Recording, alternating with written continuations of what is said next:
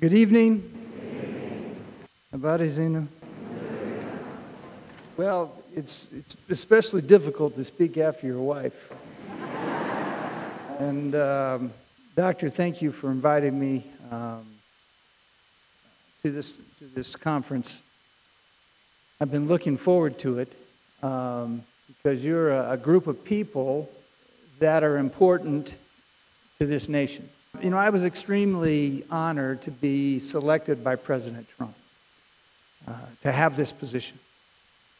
I didn't ask to represent him in another country. I asked him to represent him here. You know, when I was on the county board, they would, call me, a member. Then I was in the Senate. They called me senator, and I kind of liked that name. It was a good name. And but then when I stepped down from the Senate, I was immediately made the ambassador, and I didn't respond when people called me ambassador. I was listening for senator. And then just about that time, someone gave me a new name last weekend in Tharaka as a Tharakan elder in Tugira. And it was a very kind name. It was a very kind name. And as you know, it's Kimeru, Kitaraka, the one who goes out and gets food for others. And so I was very honored. The people in the United States have invested, and you probably don't know this, close to 1 trillion Kenyan shillings. 1 trillion in the last few years. And they've spent billions more in tourism, with charities, NGOs, and business investments. We can and we will invest even more in healthcare, agriculture, education, security. Let me give you a picture of how I see Kenya. I envision a Kenya once strengthened by the support of its friends, like those in the United States, able to take charge of its destiny. You see, I envision a Kenya that's no longer just a beneficiary of foreign aid, but a benefactor.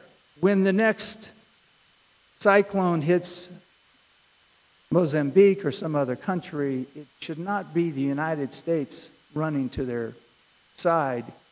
It should be Kenya. So, according to the World Bank, and you may know this, nearly 70% of Kenya's population is below 30 years old.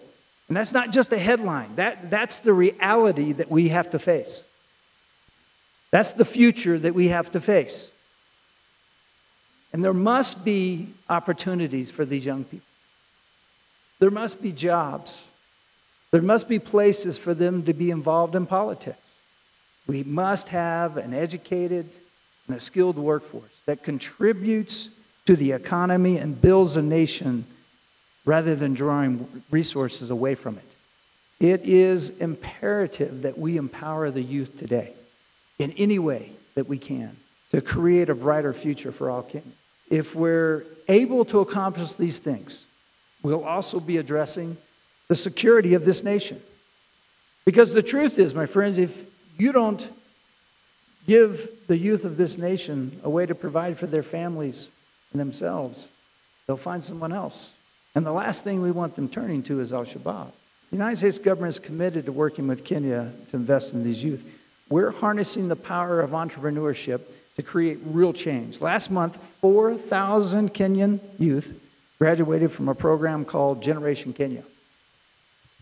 This public-private program is supported by the United States and Kenyan private sectors, as well as the United States government investment to equip youth with technical and employability skills in areas such as banking, financial sales, restaurant services, and retail skills.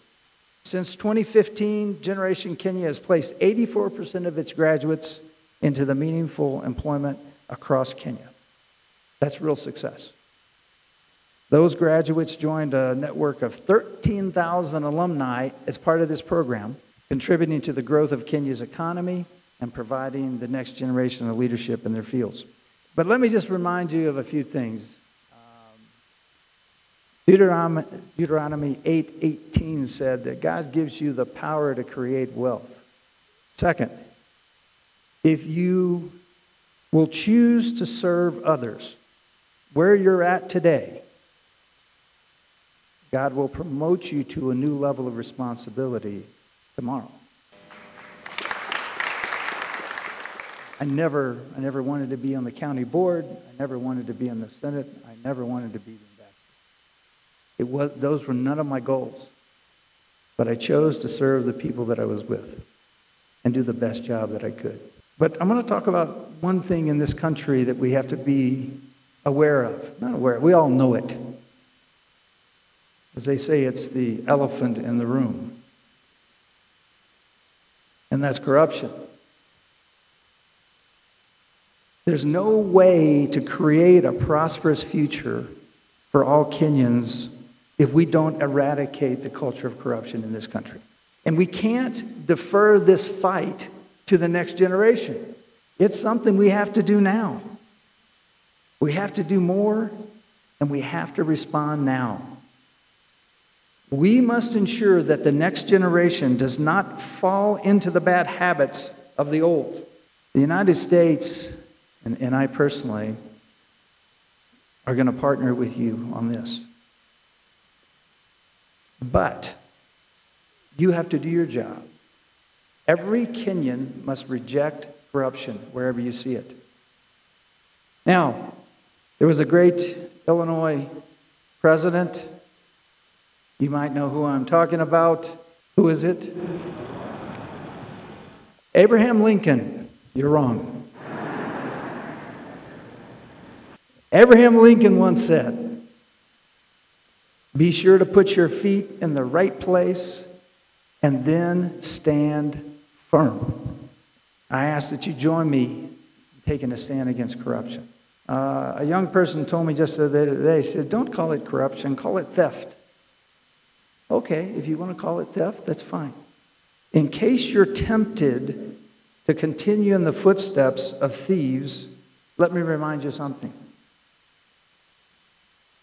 Let me challenge you. If you're talented and dedicated enough to steal millions, you're surely talented enough to make millions legally. In fact, I had a friend one time who told me he had done some bad things and spent some time in jail. He got out, and he was a successful businessman after that. And he said, "Cal," he said, "I don't know what I was doing." He said, "I could have made just as much money by following the law." He said, "Then I didn't have to worry about people coming around trying to kill me." There's a way to do this legally, and you can succeed doing that. Let me tell you as well, I'll encourage you, be givers. Be generous. Give to your families, give to your community, give to your neighbors, give to your church. Be generous. A generous nation is made up of generous people. Now remember the vision for Kenya. Not to just be a beneficiary, but a benefactor. The nation that reaches out to other African nations when they're in need. You have the opportunity to change this nation. Don't make excuses. Get involved in your government. Be leaders that serve others, and you will be leaders that people respect. I'm excited about this time in the history of Kenya. You can have an opinion on the handshake if you want. It's okay. But the truth is we have a pause for peace. So let's take advantage of this time. Let's individually do what it takes to double the size of this economy, to give the youth of this nation a chance. Asanteni sana, tutonana. God bless you as you lead Kenya into a future of prosperity.